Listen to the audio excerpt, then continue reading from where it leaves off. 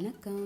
இன்றைக்கி சுபாஷ் கிச்சனில் வேறு லெவல் டேஸ்ட்டில் ஒரு சிக்கன் ரெசிபி பார்க்க போகிறோம். சிக்கன் செங்கேசி. இது டெல்லியில் ரொம்பவே ட்ரெடிஷ்னலாக செய்யக்கூடிய ஒரு ரெசிபின்னே சொல்லலாம். இதோட டேஸ்ட்டு ரொம்பவே க்ரீமியாக காரசாரமாக வேறு லெவலில் இருக்குங்க.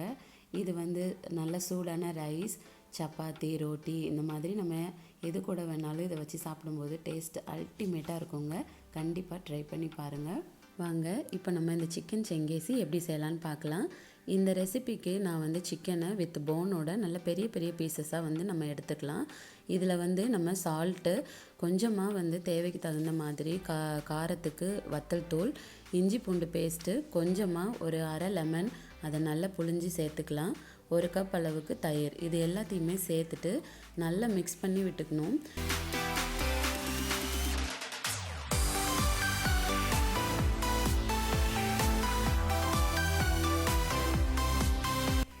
சிக்கனை நம்ம நல்லா அந்த இன்க்ரீடியன்ட்ஸ் கூட நல்லா மிக்ஸ் பண்ணதுக்கு அப்புறமா அதை ஒரு 1/2 hour நல்லா அப்படியே ஊற விட்டுடணும். 1/2 hour நல்லா ஊறினதுக்கு அப்புறமா இந்த சிக்கன் நல்லா சாஃப்டாக குக் ஆகும். சிக்கன் நல்லா 1/2 மணி நேரம் ஊறினதுக்கப்புறம் அந்த சிக்கனை நல்லா ஒரு தவா ஃப்ரை பண்ண போகிறோம். டீப் ஃப்ரை பண்ணணும்னு அவசியம் இல்லை. தவாவில் கொஞ்சமாக எண்ணெய் சேர்த்துட்டு அந்த நம்ம ஊற வச்சுருக்கிற அந்த சிக்கனை நம்ம 3 நிமிஷத்துக்கு நல்லா ஃப்ரை பண்ண போகிறோம். 3 நிமிஷம் நல்லா ஃப்ரை பண்ணால் போதும். சிக்கன் ஆல்ரெடி நல்ல மசாலாவோட ஊறி இருக்குது, அதனால் ஈஸியாக குக் ஆகிடும். சிக்கனை நல்லா 2 சைடுமே நல்லா ஃப்ரை பண்ணி எடுத்துக்கலாம். நம்ம ஊற வச்சுருக்கிற எல்லா சிக்கனையுமே இதே மாதிரி 3 மினிட்ஸ்க்கு நல்லாவே ஃப்ரை பண்ணி எடுத்துக்கலாம்.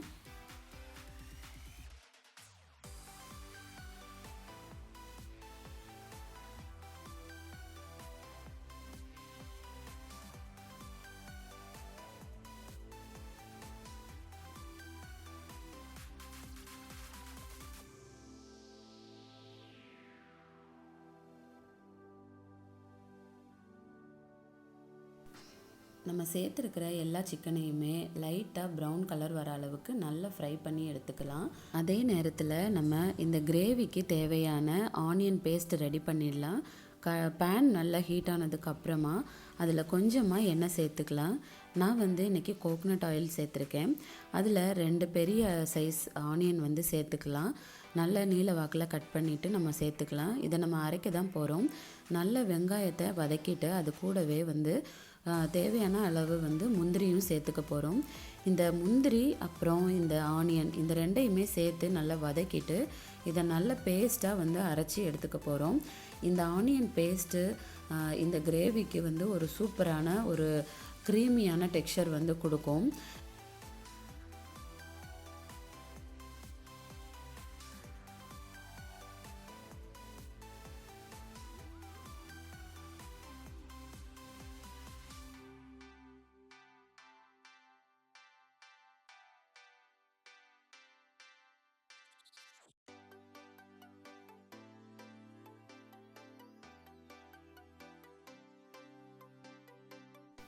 இப்போ பார்த்திங்கன்னா உங்களுக்கே தெரியும், வெங்காயம் முந்திரி 2மே நல்லா ப்ரௌனாக குக் ஆகிடுச்சு.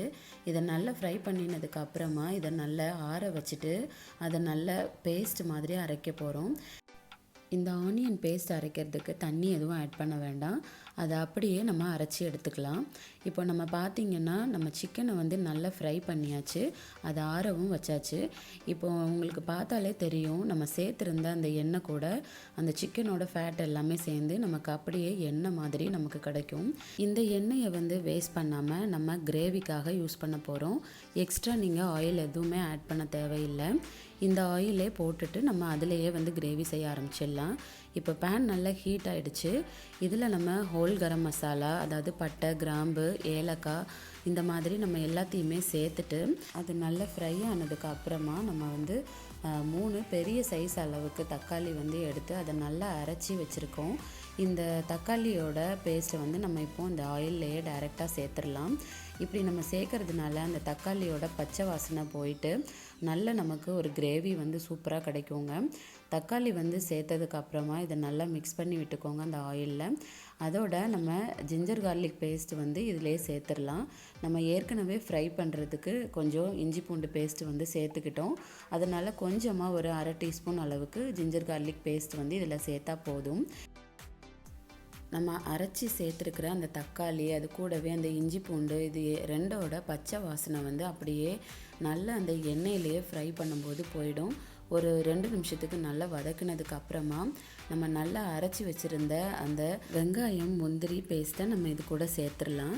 அந்த பேஸ்ட்டு சேர்த்ததுக்கு அப்புறமா நல்லா அந்த எண்ணெயிலேயே அந்த 3மே சேர்ந்து நல்லா குக் ஆகணும். ஏற்கனவே நம்ம வெங்காயம் நல்லா வதக்கிட்டு தான் நம்ம வந்து அரைச்சிருக்கோம். அதனால் இந்த தக்காளியோடு சேர்ந்து அது நல்லா மிக்ஸ் ஆகிற அளவுக்கு அதை நல்லா ஒரு நிமிஷத்துக்கு நல்லா கிளறி விட்டுக்கோங்க. இப்போ பார்த்தீங்கன்னா உங்களுக்கு நல்லா தெரியும் தக்காளி எந்த அளவுக்கு நல்லா தெரியாத அளவுக்கு நல்லா சூப்பராக வந்து குக் ஆகிடுச்சு.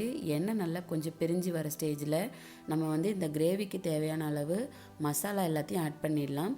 இதுக்கு வந்து நான் மல்லித்தூள் வந்து கொஞ்சம் 2 ஸ்பூன் அளவுக்கு சேர்த்துக்கிட்டிங்கன்னா 1 ஸ்பூன் அளவுக்கு நீங்கள் காரத்துக்கு வத்தல் தூள் சேர்த்துக்கணும். அது கூடவே கொஞ்சம் சிகப்பு மிளகாத்தூள், கொஞ்சம் கரம் மசாலா, இதை மட்டும்தான் நம்ம சேர்க்க போகிறோம். இதையெல்லாம் சேர்த்ததுக்கப்புறமா நல்லா மிக்ஸ் பண்ணி விட்டுக்கோங்க. உங்களுக்கு காரத்துக்கு தேவையான அளவுக்கு நீங்கள் வந்து காரம் சேர்த்துக்கலாம். நம்ம ஏற்கனவே வந்து ஃப்ரைலேயும் வந்து காரம் சேர்த்துருக்கோம். பட் அது அந்தளவுக்கு கிரேவியில் வந்து தெரியாது. ஸோ கிரேவிக்கு தேவையான அளவு காரத்தை வந்து இப்போ நம்ம ஆட் பண்ணியாச்சு. நல்லா இந்த மசாலாவை மிக்ஸ் பண்ணும்போது அந்த எண்ணெயில் நல்லா மிக்ஸ் ஆகி நல்லா அந்த எண்ணெய் பிரிஞ்சு வர ஸ்டேஜில் நம்ம நல்லா வறுத்து வச்சுருக்கிற அந்த சிக்கனையும் வந்து இது கூட ஆட் பண்ணிடலாம். இந்த ஸ்டேஜில் நம்ம சிக்கன் வந்து ஆட் பண்ணுறதுக்கு முன்னாடி 1 கப் அளவுக்கு பால் வந்து சேர்த்துட்டு அந்த கிரேவியோட நல்லா குக் பண்ணிக்கலாம். அப்படி செஞ்சால் அந்த கிரேவி வந்து இன்னுமே நல்ல க்ரீமியாக இருக்கும்.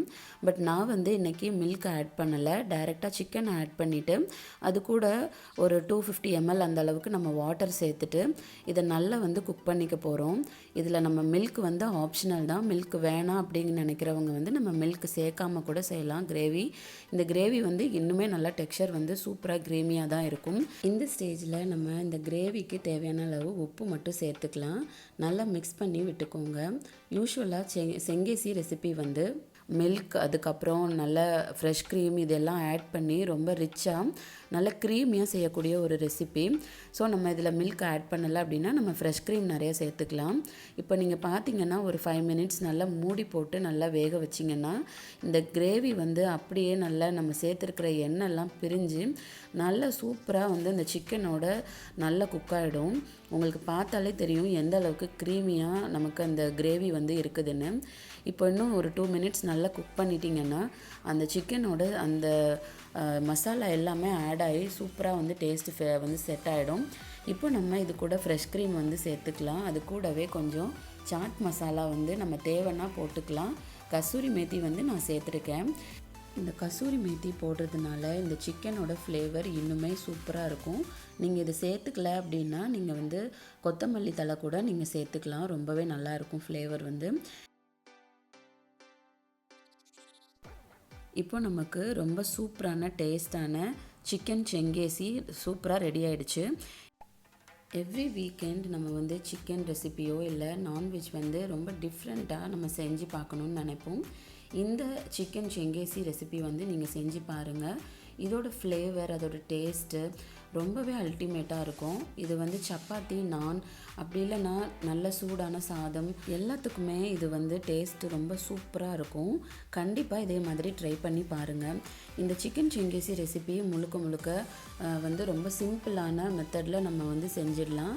அதோட இது வந்து செய்கிறதுக்கு இதோட ப்ரிப்பரேஷன் அண்டு இதுக்கு வந்து ரொம்ப கம்மியான டைம் தான் ஆகும். வித்தின் 45 மினிட்ஸில் நம்ம வந்து இதை சூப்பராக செஞ்சு முடிச்சிடலாம். இந்த சிக்கன் செங்கேசி வந்து டேஸ்ட்டுமே ரொம்ப க்ரீமியாக ரிச்சாக நல்லா இருக்கும். கண்டிப்பாக நீங்கள் இதை ட்ரை பண்ணி பாருங்கள். உங்கள் வீட்டில் கிட்ஸ்லேருந்து பெரியவங்க வரைக்குமே ரொம்பவே விரும்பி சாப்பிடுவாங்க. என்னோடய சேனலில் இன்னும் நிறைய சிக்கன் ரெசிபீஸ் நிறையவே போட்டிருப்பேன். அதையுமே நீங்கள் பார்த்து ட்ரை பண்ணி பாருங்கள். உங்களோட வேல்யூபிள் கமெண்ட்ஸ் என் கூட ஷேர் பண்ணிக்கோங்க. இந்த ரெசிபி உங்களுக்கு பிடிச்சிருந்ததுன்னா லைக் அண்ட் சப்ஸ்கிரைப் பண்ணிக்கோங்க. நண்பர்களுக்கு நன்றி.